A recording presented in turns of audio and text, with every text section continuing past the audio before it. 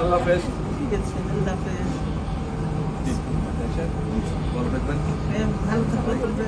লন্ডনে উন্নত চিকিৎসা ও পরিবারের সান্নিধ্য কাটিয়ে দীর্ঘ 4 মাস পর দেশে ফেরা বেগম খালেদা জিয়ার যাত্রার মতো ফেরার পথেও কাতারের রয়্যাল অ্যাম্বুলেন্সে রওনা দেন বিএনপি চেয়ারপারসন। এবার সঙ্গে আছেন 2 পুত্রবধূ।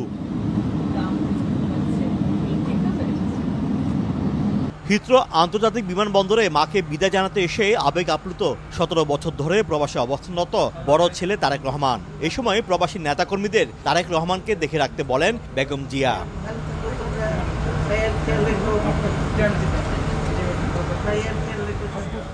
এর আগে স্থানীয় সময় সোমবার দুপুরে তারেক রহমান নিজেই গাড়ি চালিয়ে মাকে নিয়ে আসেন বিমানবন্দরে।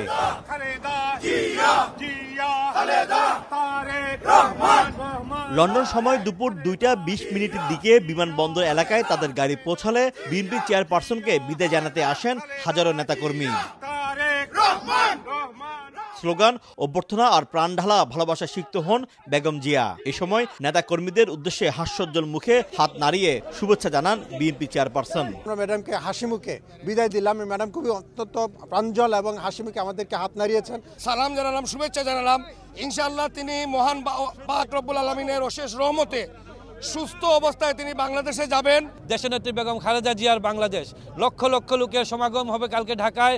ইনশাআল্লাহ আমরা এতটুকুই আশা করছি। বেগম জিয়া কিছুটা সুস্থ হয়ে দেশে ফিরে আবারও বিএনপির নেতৃত্ব ও গণতন্ত্র ফেরাতে ভূমিকা রাখার প্রত্যাশা জানান প্রবাসী নেতাকর্মীরা।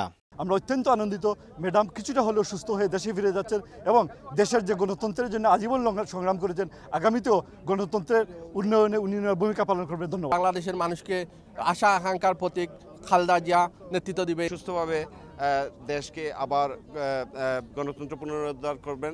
দীর্ঘদিন গণতন্ত্র পুনরুদ্ধারের আন্দোলনের জন্য যিনি নির্বাচিতকে সর্বস্ব বিলিয়ে দিয়েছেন, সেই নেত্রী খণ্ডকালীন সময়ে প্রায় 4 মাসের মতো আমাদের সাথে ছিলেন। মানুষের কাছে আবার গণমানুষের নেত্রী চলে যাচ্ছেন, আমরা তার সুস্বাস্থ্য দীর্ঘায়ু কামনা করছি। 2 পুত্রবধূ জুবাইদা রহমান ও সৈয়দা শামিলা রহমান ছাড়াও মেডিকেল বোর্ডের সদস্য, যুক্তরাজ্য বিএনপি সভাপতি এম এ মালেক ও সাধারণ সম্পাদক কয়সর এম আহমদও দেশে ফিরছেন। দীর্ঘ 4 মাস লন্ডনে চিকিৎসা নিয়ে বিএনপির চেয়ারপারসন বেগম খালেদা জিয়া এখন বাংলাদেশের পথে। বিমানবন্দরে আসার পরে অপেক্ষারত শত শত নেতাকর্মীকে গাড়ি থেকে তিনি হাত নাড়িয়ে বিদায় নেন। শোয়েব কবির, সময় সংবাদ, লন্ডন।